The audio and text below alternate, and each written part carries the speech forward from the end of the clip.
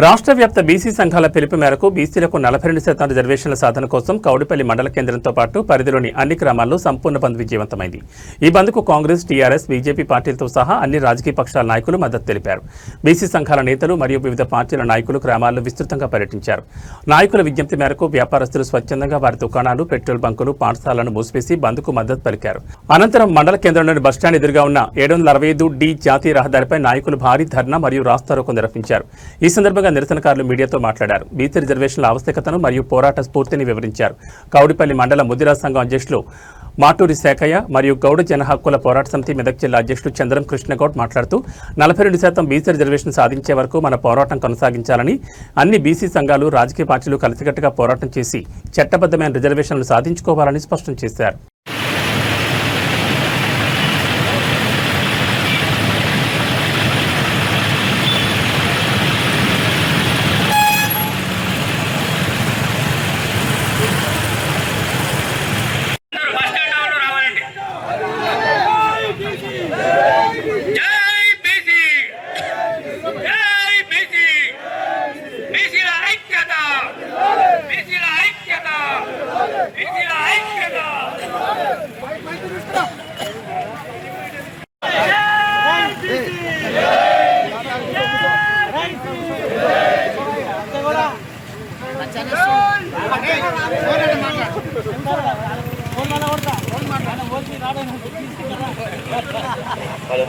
జై బీసీ, జై బీసీ, బీసీల ఐక్యత, బీసీల ఐక్యత, సాధిద్దాం, సాధిద్దాం, సాధిద్దాం, సాధిద్దాం, సాధిద్దాం, బీసీల ఐక్యత.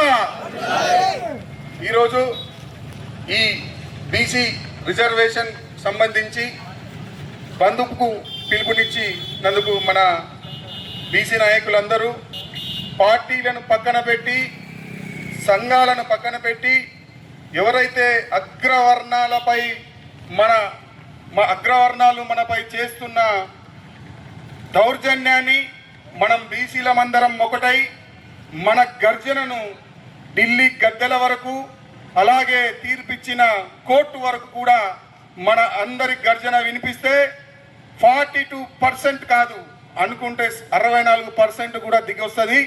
అందుకు మనం బీసీలమందరం కూడా కలిసికట్టుగా ఈ ఉద్యమాన్ని, మన తెలంగాణ ఉద్యమం, మనం తెలంగాణ తీసుకొచ్చే టైంలో ఎట్లయితే ఉద్యమం చేసినామో దాన్ని బంద్ అయింది. ఇంతకంటే పెద్ద విజయము ఇంకొకటి కాదు. ఇది మన బలం. మన బలాన్ని మనం గుర్తించుకోలేకపోతున్నాం. ఈరోజు బీసీలు ఇచ్చిన పిలుపు రాష్ట్ర వ్యాప్తంగా ఇంత చక్కటి ప్రశాంత వాతావరణంలో, ఓ గాంధేయ మార్గంలో మరి ఈరోజు ఈ సమ్మె అంటే ఈ యొక్క బంద్ కార్యక్రమం విజయవంతమైందంటే ప్రతి బీసీ సోదరుడు గర్వపడాలి. మన బలాన్ని మనము గుర్తించుకోవాలి అని చెప్పి మనం చేస్తా ఉన్నాను. మరి ఈరోజు ముఖ్యమైన అంశం 42%. అది రాజకీయ అవసరాల కొరకు, లేకుంటే కుల సంఘాల మీద ప్రేమలో, ఏది ఏమైనప్పటికీ ఈరోజు బీసీలకు ఒక 42% రిజర్వేషన్ ఇస్తున్నామని చెప్పేసి ఓ పార్టీ ముందుకు రావడం, మేనిఫెస్టోలో పెట్టడం, అసెంబ్లీలో తీర్మానం చేయడం కూడా జరిగింది. మరి ఆ రోజు అసెంబ్లీలో ఉన్నటువంటి అన్ని పార్టీల ఎమ్మెల్యేలు ఏకకంఠంతో ఏకగ్రీవంగా అమలు చేసినటువంటి బిల్లు మరి ఈరోజు గవర్నర్ దగ్గర, కేంద్ర ప్రభుత్వం దగ్గర తొక్కి పడివేయడం, పర్యవసానంగా ఈరోజు 42% తోటి ఒక జీవో ఇష్యూ చేసి మేము ముందుకు పోతామని చెప్పేసి ఈరోజు అన్ని రిజర్వేషన్లు ఖరారైన తర్వాత, నామినేషన్ ప్రక్రియ షురువైన తర్వాత చాలా సందర్భంలో మాట్లాడినాం. మేము కూడా ఒక్కొక్క సందర్భంలో కాలు జారినమా, కడుపు జారినమా, సంకనాకినమా నాకినాం. ఇక ముందు ఆ పరిస్థితి రాకూడదు. ఇప్పుడు మనం చేస్తున్న ఉద్యమం మన కొరకు కాదు, మన పిల్లల కొరకు, వాళ్ళ భవిష్యత్తు కొరకు అని చెప్పి గుర్తించుకోవాల్సిన అవసరం ఉంది. ఇంకొక చిన్న విషయం మీకు చెప్పదలుచుకున్నా. మొన్న డిఎస్సి ఉద్యోగాలు పడ్డప్పుడు ఈబీసీ రిజర్వేషన్ తెచ్చి ఈరోజు ఫార్వర్డ్ క్యాస్ట్లో ఉన్నటువంటి వ్యక్తులను కూడా ఎకనామికల్ బ్యాక్వర్డ్ కింద తీసుకొచ్చి ఈరోజు బీసీల కంటే తక్కువ మార్కులు వచ్చినటువంటి వాళ్ళు కూడా ఈరోజు ఓసీలో ఉన్నటువంటి వాళ్ళు మనకంటే ఎక్కువ శాతం ఉద్యోగాలు పొందినటువంటి విషయాన్ని మనం గుర్తుంచుకోవాలి. మరి ఆనాడు ఈబీసీ రిజర్వేషన్ వ్యతిరేకంగా లేని ఈరోజు బీసీలకు రిజర్వేషన్ రాగానే ఎవరి కల్పమంటాయి, ఎవరి జాగీరు, ఎవరి హక్కులు మనం గుంజుకుంటున్నాం, ఎవరి హక్కులు మనం గుంజుకుంటున్నాం. మన హక్కుల కొరకు మనం పోరాటం చేస్తున్నాం, మన హక్కులు మనం రావాల్సిందిగా మనం కోరుకుంటున్నాం. ఎవరి జాగీరు, ఎవరి తాత ముత్తాత ఆస్తులు మనం గుంజుకుంటలే. అయ్యా మీకు 80% ఉన్నటువంటి అగ్రవర్ణాలు 52% మీకు కావాలి, 60% 60% బీసీలకు 42% ఇస్తే నీకు కడుపు నొప్పి ఏంటా అని అడుగుతున్నా. నీకెందుకు నొప్పి?